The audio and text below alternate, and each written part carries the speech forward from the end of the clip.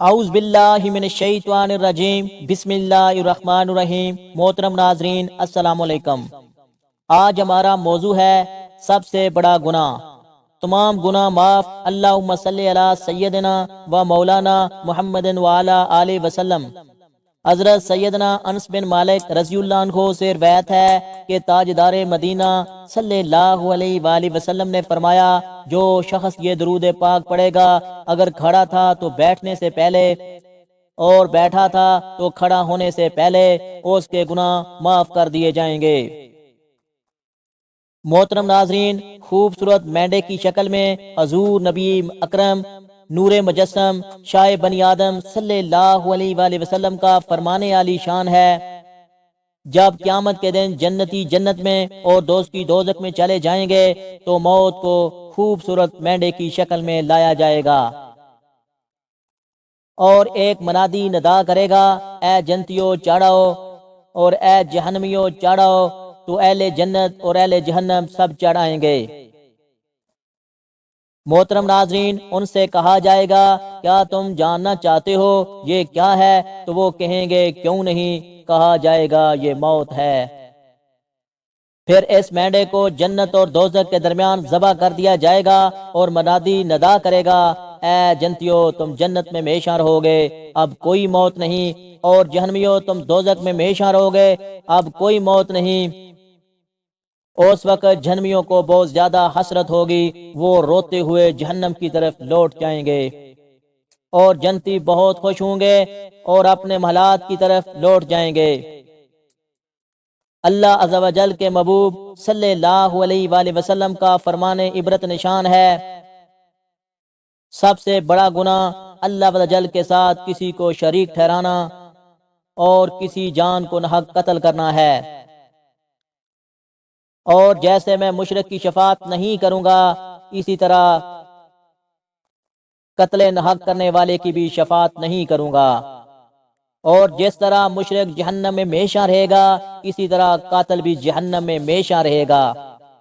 البتہ اگر قاتل کا خاتمہ ایمان پر ہوا تو مراد طویل مدت ہے، اور جس طرح اللہ عز و جل مشرکین پر سخت غضب فرمائے گا، اسی طرح قاتل پر بھی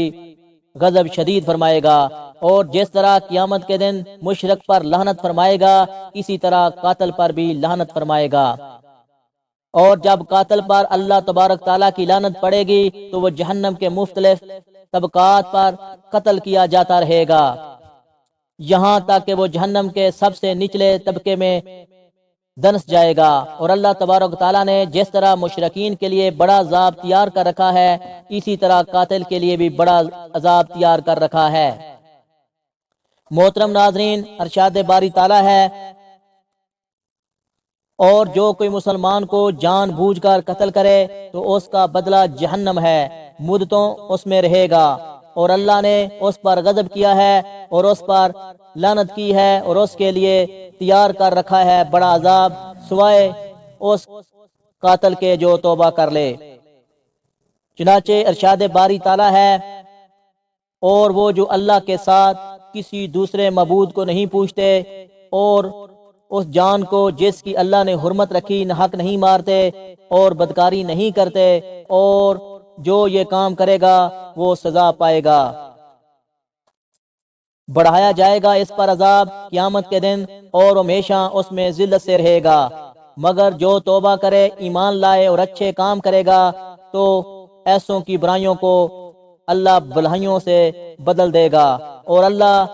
بخشنے والا بڑا مہربان ہے۔ اگر کسی عورت نے جان بوجھ کر اپنے بچے کو ساقط کیا اور پھر اپنے گناہ کا اعتراف کرتے ہوئے اللہ عز و جل کی بارگاہ میں عاجزی انکساری سے گڑ گڑا کر توبہ کر لی تو اللہ عز و جل اس کی توبہ قبول فرماتا ہے،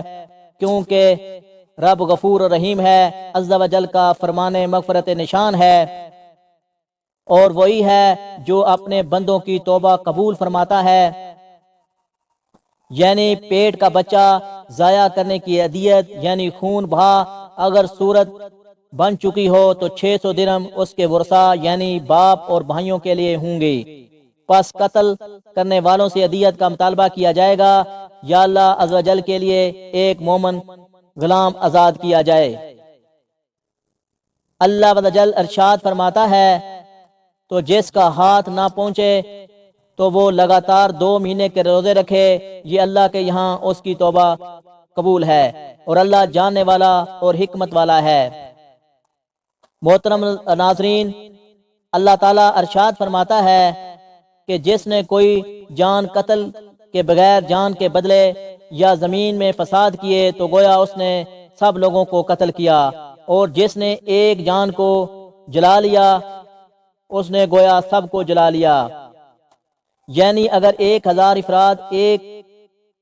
قتل میں شریک ہو جائیں تو ان میں سے ہر ایک قتل کے جرم میں برابر شریک ہے، اور سب پر تمام لوگوں کے قتل کا گناہ ہوگا۔ اور جس نے